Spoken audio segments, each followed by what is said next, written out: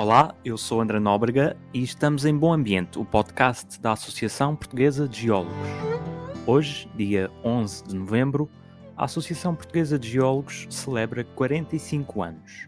Para assinalar esta data, preparei um episódio especial para perceber, afinal, porque é que dizem que os geólogos são tão importantes. Como este é um episódio especial, convidei dois geólogos, John Pereira e Luís Lopes. John Pereira tem 20 anos de experiência em prospecção e exploração de recursos minerais, tanto em Portugal como no estrangeiro. Luís Lopes é o presidente da Associação Portuguesa de Geólogos, integra o Departamento de Geociências na Universidade de Évora e o seu trabalho tem-se focado nas rochas ornamentais. Vamos então ouvir o que ambos têm para dizer sobre a sua profissão.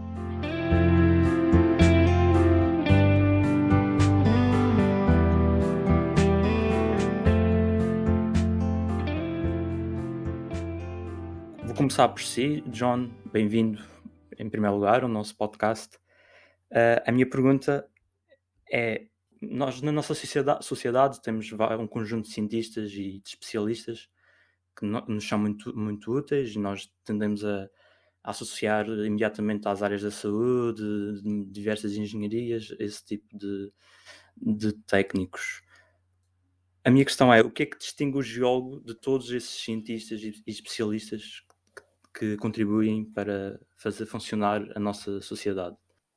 Ora bem, antes de mais, obrigado pelo convite para esta entrevista.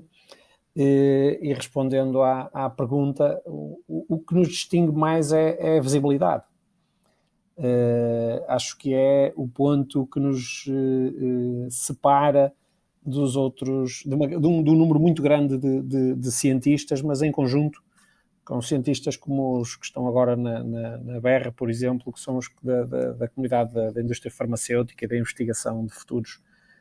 Ou seja, o que nos distingue de um médico ou de um engenheiro civil é a visibilidade, não é? Ou seja, o nosso trabalho, ao contrário de outras áreas, é visível ali num espaço entre 1 e 10 anos, é visível para a sociedade, ou seja, quando chega à sociedade já está processado, já passou por vários estágios e o papel do geólogo fica normalmente ofuscado pelo trabalho todo de pós-processamento dos recursos, nomeadamente na indústria da construção, na indústria do próprio processamento metalúrgico, da exportação de algumas matérias-primas para o estrangeiro e que depois acabam por desaparecer, e a única coisa que fica para trás é o royalty que se paga ao Estado. Por isso, na realidade, o papel do geólogo na área da indústria extrativa, okay? Porque eu estou a excluir nisto da área da investigação, porque então ainda é pior, porque a área da investigação é uma coisa de ainda mais longo prazo, ou seja, deveria de haver um investimento muito grande na área da investigação para recolher e reunir informação que de futuro nos vai ser útil, ou será sempre útil, e somos normalmente considerados como o cientista estranho, aquele cientista que é geólogo, eu sou geólogo, mas o que é que vocês fazem? É a pergunta mais comum que eu sofro. Há muitos, só no meu quarteirão somos 6, por acaso, aqui no Porto, só no meu quarteirão somos 6. E efetivamente, em comparação, por exemplo, com um médico, não é? Quando nós precisamos de um médico é naquela hora, naquele minuto, quando o coração para, que nós precisamos de um médico, toda a gente sabe. Quando nós precisamos de um engenheiro civil, é naquele mês que queremos construir uma casa.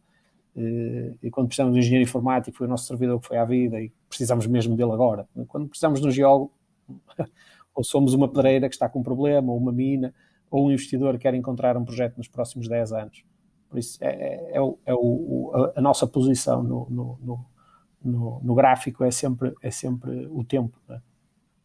Ok, e se olharmos à nossa volta, onde é que podemos ver o trabalho do geólogo? Em tudo. Isso aí é completamente impensável não imaginar que tudo o que nós tocamos não está de certa forma ligado com o papel do geólogo. Ou seja, nós consumimos uma quantidade de matérias-primas só por estarmos vivos que é indescritível. A maior parte das pessoas não fazem ideia. O SGS nos Estados Unidos calculou para salvo erro, 600 mil toneladas ano por pessoa. Okay? 600 mil toneladas ano por pessoa. Porquê? Que estão a contabilizar tudo, os inertes para estradas, os inertes para pontes, os inertes para aeroportos, os metais para aviões, ou seja, contabilizando tudo o que é preciso para termos desenvolvimento. E se dividirmos per capita, é uma quantidade indescritível de matérias-primas que são extraídas do terreno. Eu fiz um exercício aqui há uns anos atrás em termos até de uma tentativa de passar a informação sobre este tema, que com base nesses números da OSGS, eu e mais 2 colegas estimamos qual seria o tamanho de um buraco no campo de futebol do Estádio das Antas, só a contabilizar o volume de rocha por cada cabeça que estava dentro do estádio. Estamos a falar de um buraco com a área do campo de futebol de 200 e qualquer coisa metros de profundidade. Por isso, só a passar esta mensagem é que as pessoas têm às vezes alguma ideia, mas na realidade tudo que nós precisamos, tudo que nós consumimos e utilizamos necessita de recursos minerais, incluindo a nossa comida. Ou seja, sem ferro nós não trabalhamos os terrenos. Sem petróleo nós não trabalhamos os terrenos, pelo menos para já. Sem petróleo nós não construímos, sem metais nós não e alguns outras matérias-primas nós não construímos móveis sequer. Por isso, os pregos são precisos, ou seja, tudo que nos rodeia está ligado a recursos minerais. Um contraponto possível ao que está a dizer, que é inegável, de facto precisamos de todos esses materiais para o nosso bem-estar, é que possamos reduzir o nosso consumo, sim, ou claro. mudar os modos de construir as coisas, mas mesmo assim íamos continuar a precisar de uma certa quantidade de materiais metálicos e não Sem metálicos. dúvida nenhuma. Ou seja, nós temos a obrigação, vamos por partes. A população mundial nos últimos 50 anos duplicou. Okay? Nos últimos 50 anos duplicou. Isso que quer dizer? E para além de ter duplicado, a exigência do nível de vida dessas pessoas, a grande maioria dessas pessoas, também aumentou e se calhar aumentou mais do que o dobro em termos de exigência do que é que as pessoas querem para eles próprios. Querem ter uma casa, querem ter um telemóvel, querem ter um carro, querem ter eletricidade em casa, em alguns casos, só isso consome toneladas e toneladas de cobre para transportar energia para a casa das pessoas. Por isso, se este crescimento da população mundial e o super crescimento da necessidade de matérias-primas, da necessidade de produtos, que ele está aliado à necessidade de matérias-primas, faz com que nós temos a obrigação todos de extrair de forma responsável, procurar formas de reciclar e de reutilizar, mas isto não há milagres, não é? Há produtos que para já ainda não funcionam com matérias-primas recicladas. Por isso, é uma obrigação que temos todos, sim, de encontrar soluções para resolver o dilema do consumo, que é provavelmente o pior problema que nós temos. Muito pior do que a extração de recursos minerais, muito pior do que a ocupação do território com barragens para produzir eletricidade, ou painéis solares, ou aerogeradores. O pior é o que nós desperdiçamos nisso tudo. Não é? Luís, bem-vindo também ao podcast. A minha pergunta para si vem um bocado nesta linha. O John está a explicar o papel do geólogo para a extração de recursos minerais, para produzir muitos dos nossos materiais, e por causa disso muitas vezes associa-se o geólogo à destruição do ambiente e à negligência com a sua preservação. De onde é que vem essa percepção? Bem, antes de mais também obrigado pelo convite. Apesar de ser presidente da associação, o André tem autonomia para quem convida, não é? E neste papel de presidente da associação também quero agradecer ao João por nos estar a acompanhar neste podcast. Em relação a um comentário ainda em relação às palavras que o João disse, isso é absolutamente verdade. Eu corroboro tudo o que ele disse, subscrevo na íntegra. E quando nós tomamos contato com as pessoas e explicamos em pormenor, ou temos uma oportunidade de falar mais diretamente e explicar de onde é que vêm as coisas, mas isso é isso que vocês fazem? Pois é. As pessoas normalmente ficam muito admiradas, porque não faziam ideia dos processos nem de onde vêm as coisas, não é? Quase mal comparada como as crianças que pensam que os frangos nascem nas prateleiras dos supermercados, não é? Aqui é uma analogia, mas é assim que as coisas na realidade acontecem, não é? E depois quando se explica, mas isso é até importante. Pois é importante, não é? Pronto. Em relação à má imagem, pronto, as coisas têm que ser enquadradas no tempo, não é? E não podemos julgar hoje atitudes do passado com os padrões que temos hoje em dia, não é? Portanto, não podemos estar a fazer, nem apagar a história, isso é um erro enorme, não é? Pronto. É verdade que no passado fizeram-se o que hoje seriam considerados crimes ambientais, inconcebíveis aos olhos de qualquer pessoa de hoje. Portanto, mas é que nem passa pela cabeça fazer, por exemplo, o que os ingleses fizeram no fim do século XIX, início do século XX, quando fecharam as suas minas de sulfuretos, né? E vieram explorar aqui em Portugal e em Espanha, nomeadamente em Rio Tinto, né? As nuvens de produtos tóxicos de Rio Tinto vinham parar a Portugal, ao sul de Portugal. Portanto, são coisas que... Existe um filme sobre isso, O Coração da Terra, salvo eu, em que reproduz essas situações de há 100 anos. E essa imagem, mercê também de alguma exacerbação de quem é contra, por ser contra a exploração dos recursos minerais, é exacerbada, quer dizer, realçar esses aspectos do passado que pensam que se vão repetir.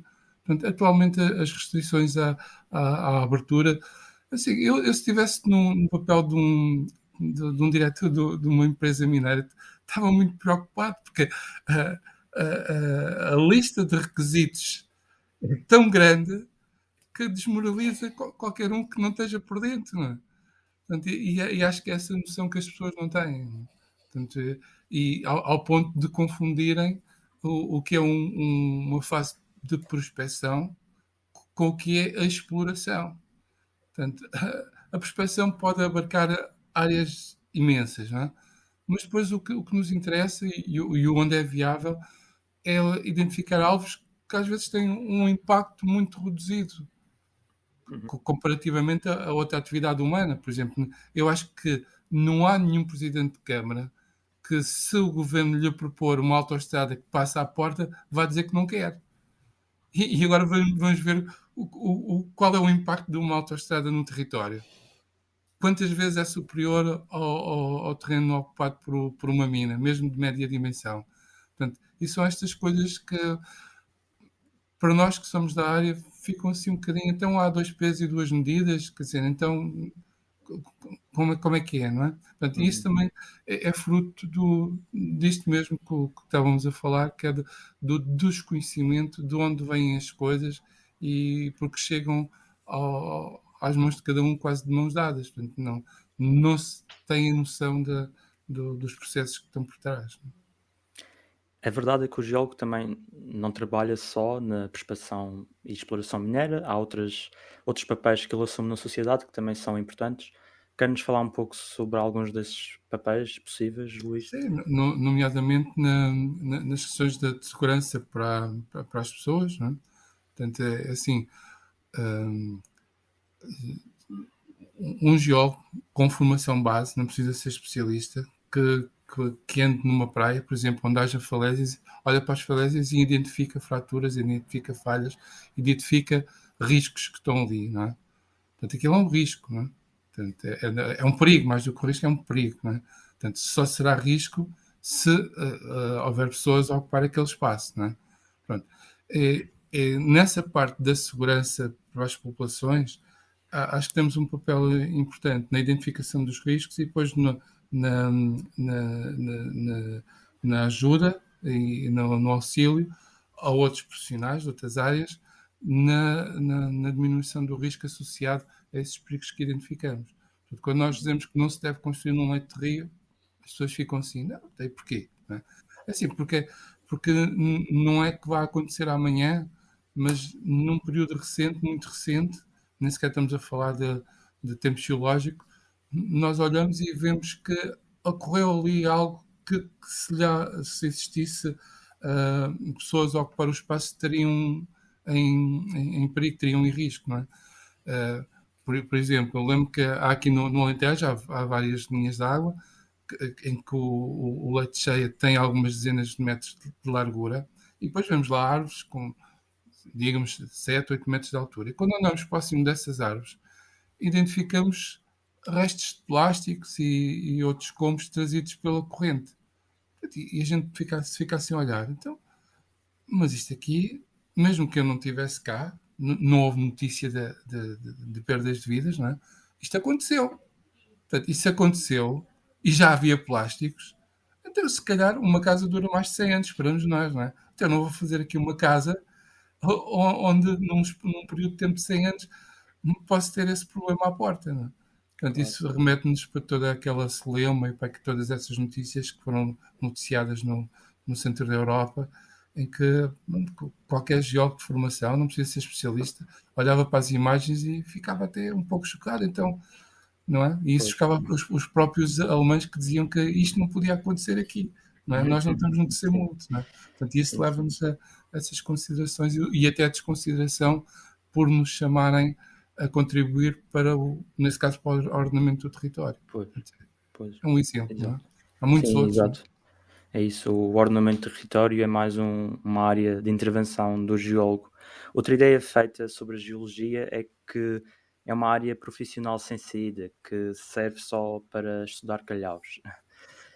Qual é a realidade em Portugal? É assim, a realidade em Portugal é que quem quer ganhar dinheiro rapidamente procura outras paragens, não é? Mas se não houvesse possibilidade em Portugal, nós não víamos pessoas como o João, que andou lá por fora, conhece o mundo e que está cá, não é? Portanto, ou seja, as oportunidades também se criam e pronto, eu estava aqui a olhar para os números. Por exemplo, este ano entraram nos cursos de Geologia, só Geologia, 231 pessoas. Se juntarmos aos que entraram para os cursos de Biologia e Geologia, temos um total de 323. Isto nos dois concursos que terminaram agora.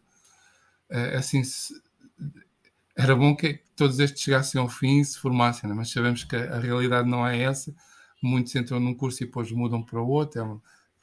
Outros simplesmente acham que não foi uma boa opção e mudam, etc. Há múltiplas razões para levar a que este número não chegue ao fim. Eu acho que se a pessoa gosta realmente do que faz, deve primar por ser bom. Portanto, e isso faz como? Para já, sendo um bom aluno. Portanto, sendo um bom aluno, depois podemos ser bons mestres. Né? Mas se não aprendemos aquilo que nos têm para nos ensinar, não podemos depois fazer outros juízos de valor. Portanto, acima de tudo, ser um bom aluno. Depois, sempre que tenha oportunidade, e infelizmente agora essas oportunidades não são remuneradas, procurar estágios em empresas que, quanto mais não seja, para dar visibilidade a cada um de nós. Não é? Portanto, ou seja, a empresa, se alguma vez precisar, é alguém com quem vai contactar. Não é? Portanto, eu tenho uma experiência que é um bocadinho enviesada, não é digamos, nada da geologia, mas aplica-se completamente. Não é? Portanto, eu durante vários anos fui aqui diretor do curso de Engenharia Geológica e temos feito o mesmo na Geologia. Portanto, entretanto, tivemos o curso de Geologia aqui em Évora e o que nós fazemos é arranjar estágios para os alunos terem a oportunidade para já de se integrarem no mercado de trabalho e perceberem o que é que vão fazer no futuro. Não é? E depois até tirarem conclusões acerca se é realmente aquilo que pretendem fazer pela vida. Não é? Portanto, cada um de nós, se fizer na vida aquilo que gosta de fazer, tem a sorte de nunca trabalhar, não é? Que é uma chatice, porque depois trabalha horas fora e fins de semana e tudo mais. Não é? Agora, se há uma oportunidade de emprego, é assim, eu gostava de ter uma visão mais otimista, porque os ventos que vêm são muito contra nós. Portanto, toda esta celeuma à volta que a indústria mineira é má, isso afasta muito os geólogos, mas afasta ainda mais profissionais que são ainda mais diretamente relacionados com a exploração. Estou a falar das engenharias, não é? Portanto, acho que esses ainda são mais prejudicados. Falando da nossa parte, portanto, a verdade é que a curto prazo, e mercê de até de algum desinvestimento das universidades, os custos de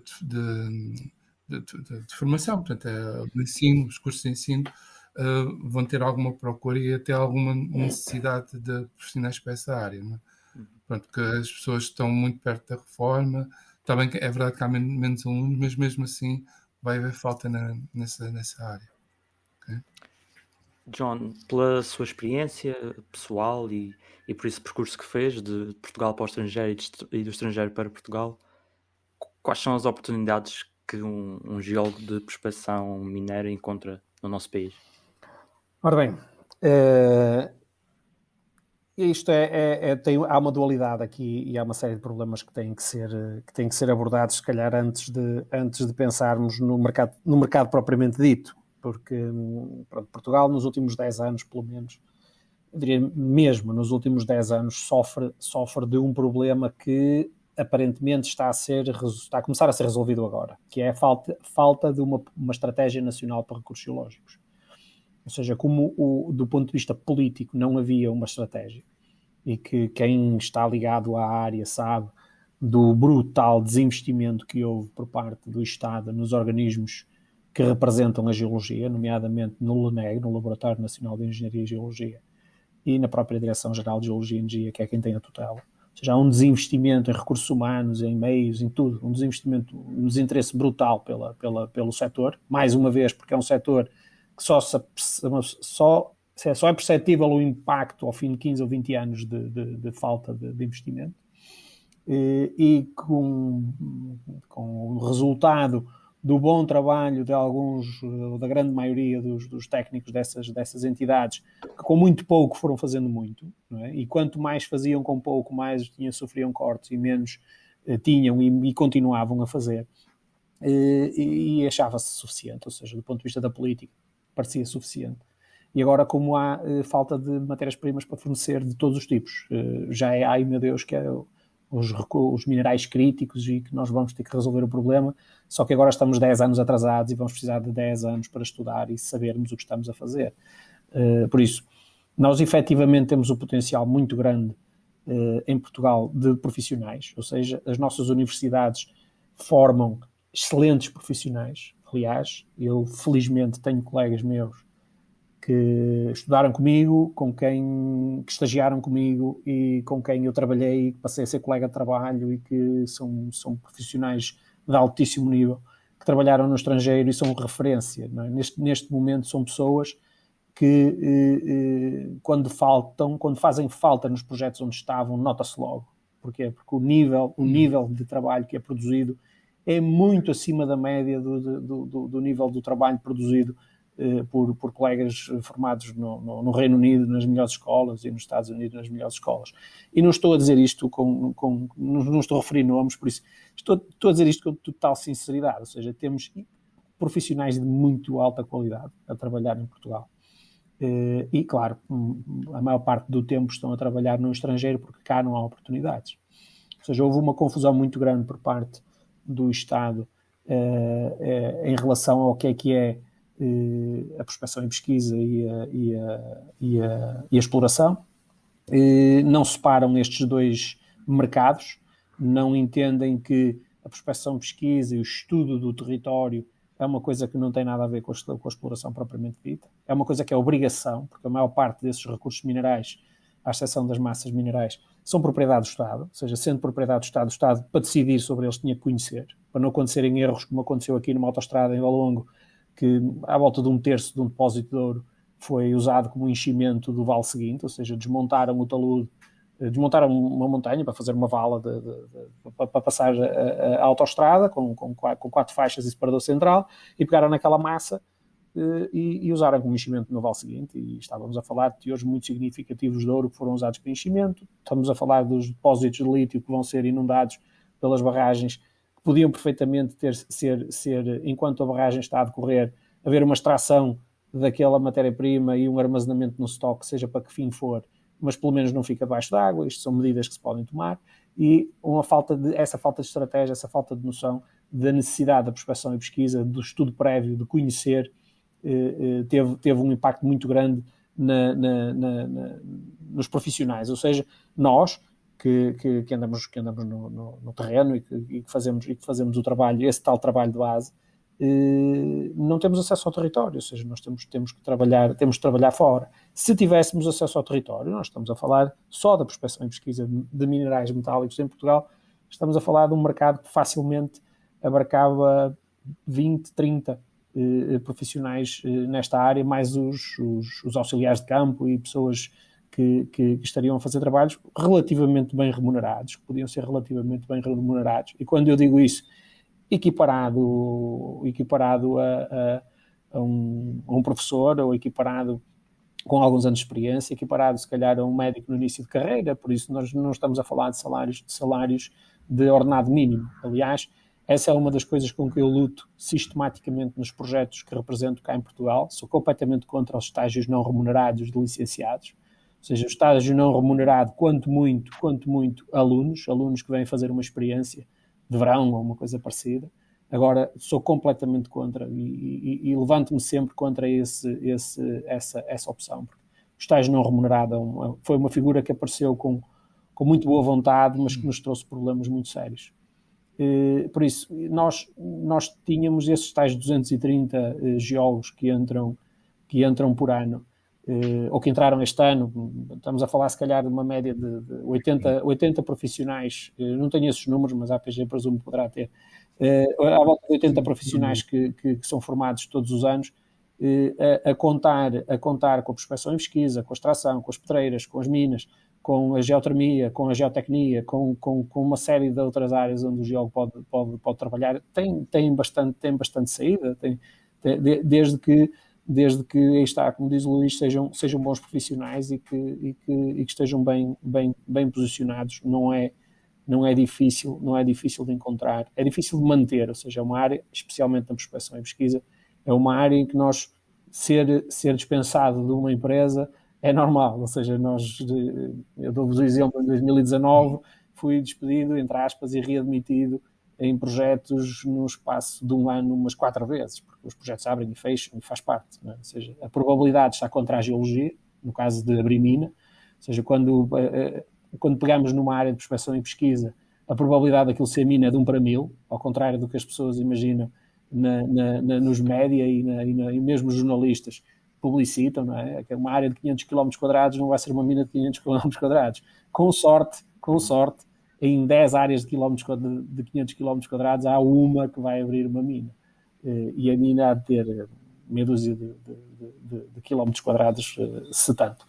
Por isso, este tipo de oportunidades existem em Portugal, existem em Espanha, existem no estrangeiro, mas nós podemos perfeitamente operar em Portugal se houver uma política de recursos geológicos que entenda que já não estamos em 1950, que já há muitas minas a operar em 2050, okay? Já há muitas minas no mundo, nomeadamente na Austrália, com sistemas autónomos, em que introduzem os sistemas autónomos, mas não cortam os recursos humanos, porque como os recursos humanos são precisos para outras coisas.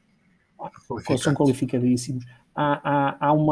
É preciso outra noção, que as normas internacionais de reporte de recursos geológicos e de operação existem só desde 1990. Né?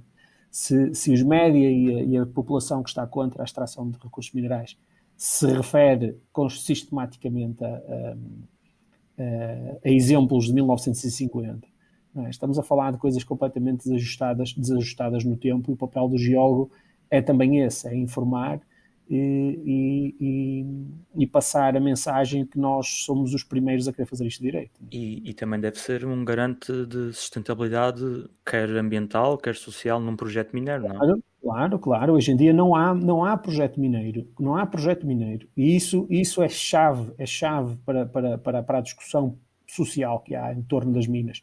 Não há projeto mineiro nenhum que inicie sem a aprovação social.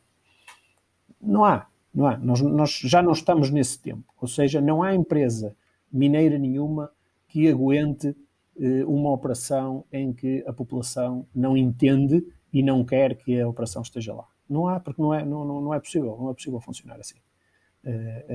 Então, empresas grandes, empresas que sejam cotadas na Bolsa de Valores, dependem disso tudo. Dependem do respeito pelo ambiente, do respeito pelas pessoas, do respeito pela economia, do respeito pelo próprio recurso, ou seja, explorar um recurso só para tirar a parte boa é completamente inadmissível. Ou seja, é completamente inadmissível. Deixar de fora uma parte do recurso porque ele é mais pobre, hoje em dia é uma coisa que é inadmissível, porque já que se está a provocar o dano, que é inevitável, uma escavação, a montagem de uma instalação de resíduos mineiros, tudo isto são coisas com riscos, não é? Têm que ser medidos cada vez mais e cada vez mais acompanhados.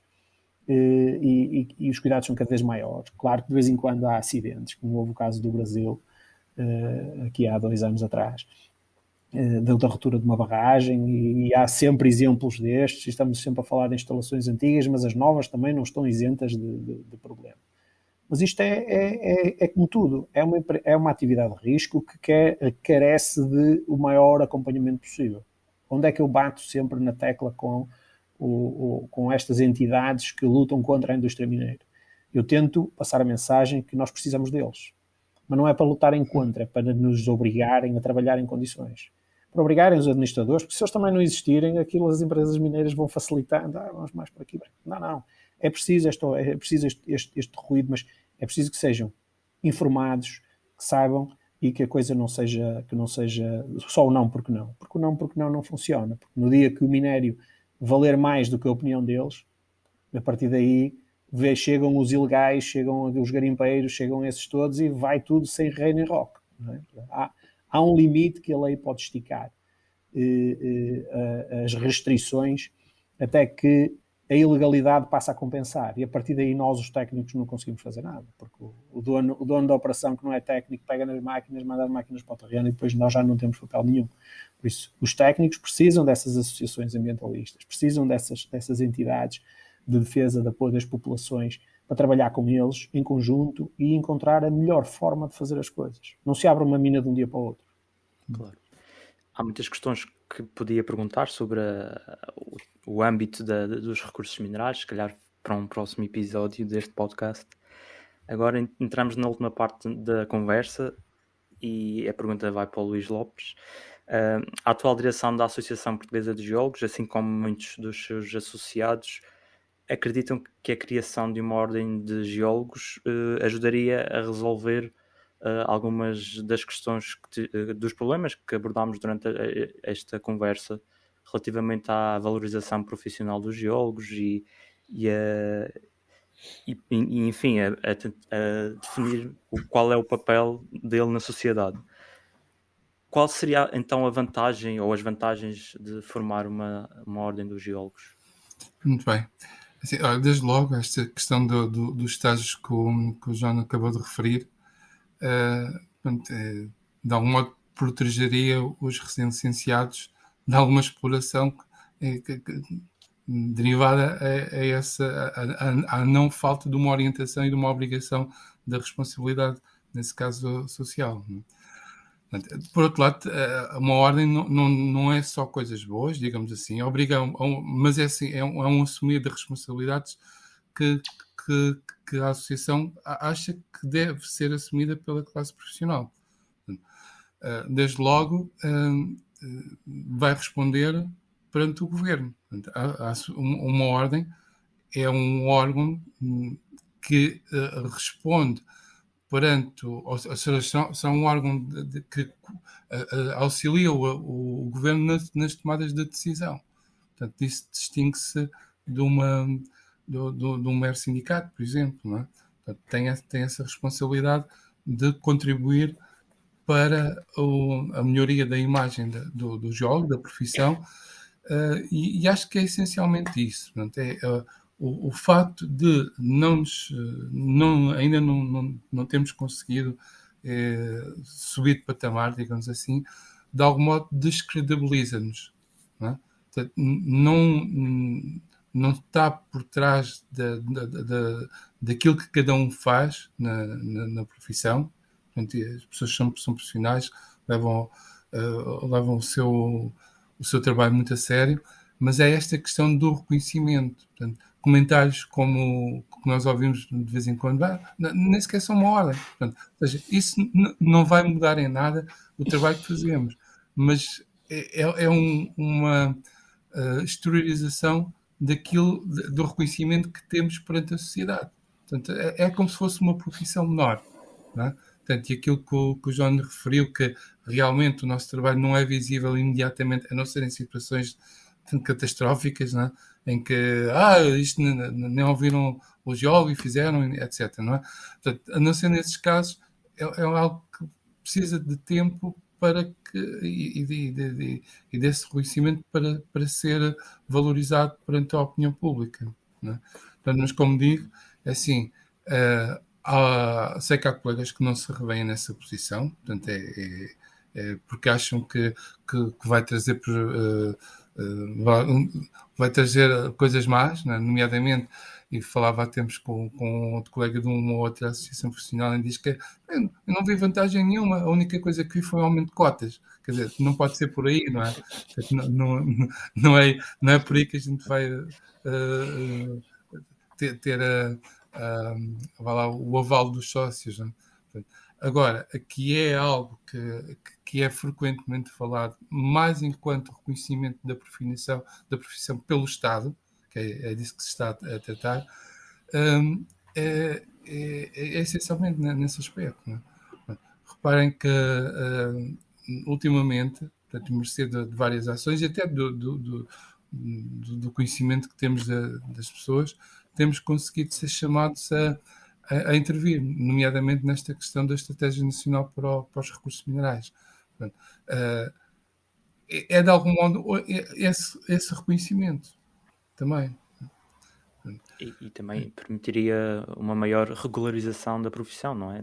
Sem dúvida. Portanto, é a responsabilização pelos atos e quando as coisas não correm mal, atuar em conformidade, não é? Portanto, é nesse aspecto que eu digo, não termos medo de assumir aquilo que fazemos. Portanto, há uma lei, a Lei 2 de 2013, que estabelece o regime jurídico da criação, organização e funcionamento das associações públicas profissionais. Portanto, está acessível a qualquer um. Acho que é algo que os geólogos devem ler para entender aquilo em que seriam meter se forem a favor da ordem. Portanto, essa questão da obrigação e da responsabilidade está preto no branco, não é? Algo que é também frequentemente falado, em que, por quem não defende abertamente a ordem, é que os profissionais que saem das universidades não precisam do reconhecimento da ordem para exercerem a profissão. Isso é verdade, portanto, há quem diga isto, né? As pessoas, eu acho que não será bem assim, não é? Portanto, ou seja, a pessoa pode terminar o curso, seja onde for, e inscrever-se na ordem e a partir daí cumprir as regras que ficarão nos estatutos, não é? Portanto, e para além disso, o argumento de ordem ou não ordem também tem a ver com, por outro lado, o que nos tem também atrasado no processo de conseguirmos atingir esse objetivo tem sido o número de associados que temos. Portanto, ou seja, não temos peso político. Neste momento seremos cerca de 630, mais ou menos, não é? Portanto, isso do ponto de vista político não é muito relevante, não é? E como não somos ordem, também há colegas que não se inscrevem e então é aqui uma pescadinha de rabo da boca, enquanto uns não se inscrevam porque não é, outros que... Pois. Enfim, temos essa questão, não é? Aqui a regulamentação da profissão é crucial, até porque nos põe a par com outras instituições a nível europeu. Portanto, e como o João já referiu, há muitos colegas que vão para fora e o facto de não termos em Portugal a ordem também fragiliza à partida, não quer dizer que depois o desempenho de cada um não se vá sobrepor a isso, mas à partida fragiliza o profissional externamente. Portanto, qual foi a forma de nós contornarmos isso?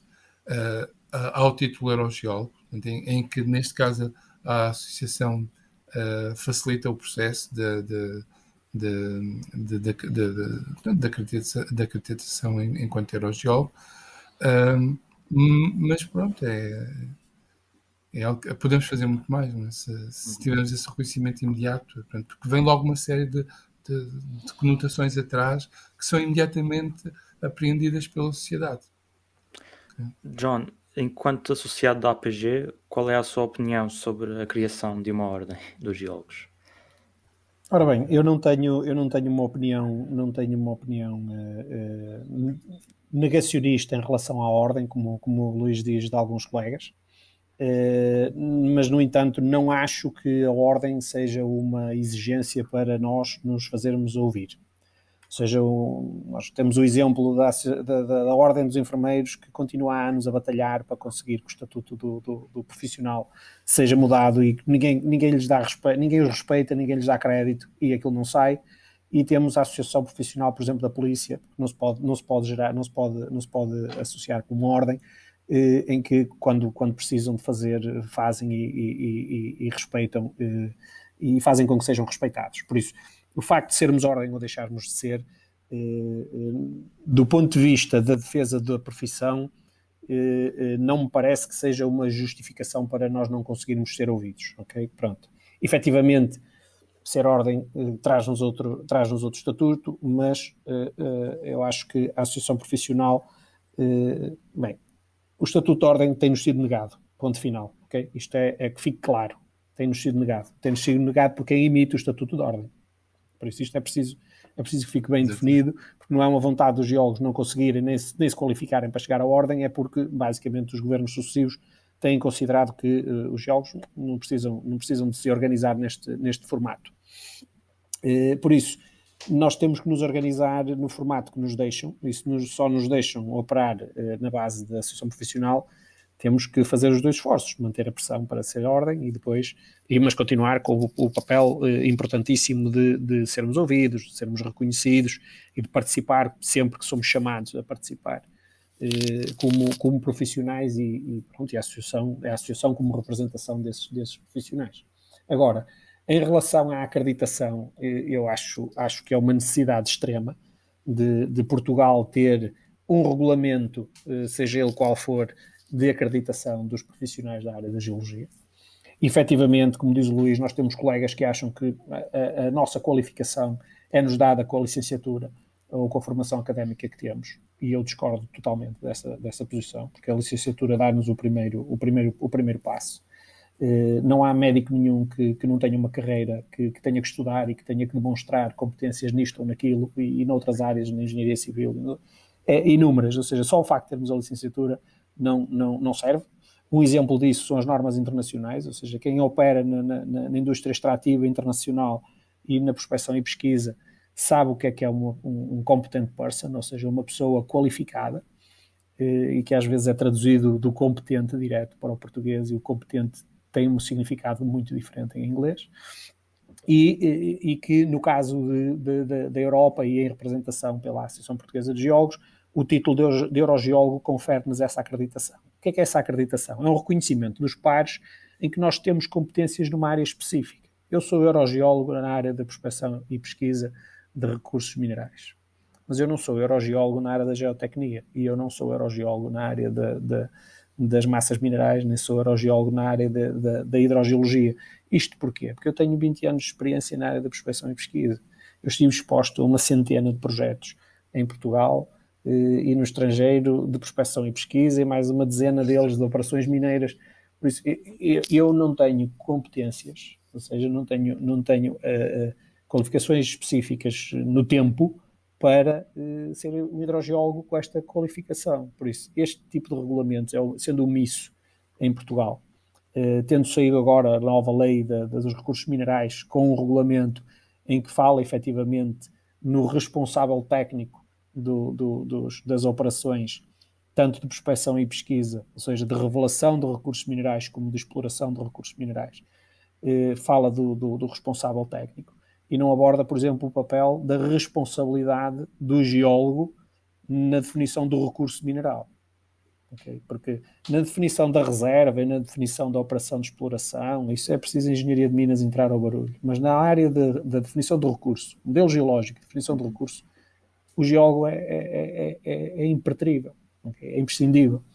Por isso, estas questões, se calhar, seriam facilitadas se estivessem vertidas num regulamento de uma ordem, mas que se calhar também podem ficar vertidas no regulamento de uma associação profissional. Isto sou eu a falar da parte do tema das associações sem o conhecimento todo da parte das burocracias em volta disso, mas acredito que sim.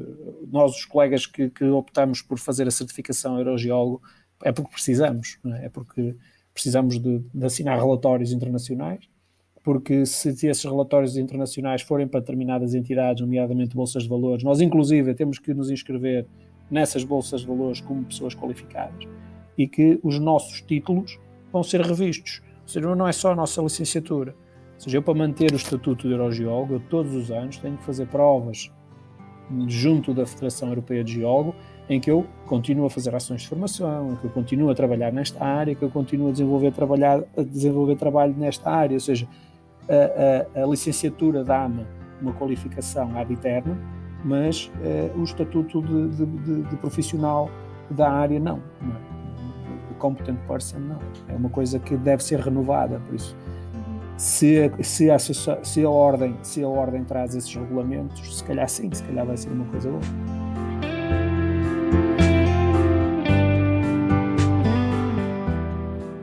Obrigado por ter acompanhado este episódio. Pode também seguir a Associação Portuguesa de Geólogos nas redes sociais. Os respectivos links estão na descrição deste episódio. Eu sou André Nóbrega, a música é do António Mota, e voltarei para mais um convívio entre a geologia e a sociedade. Até ao próximo episódio.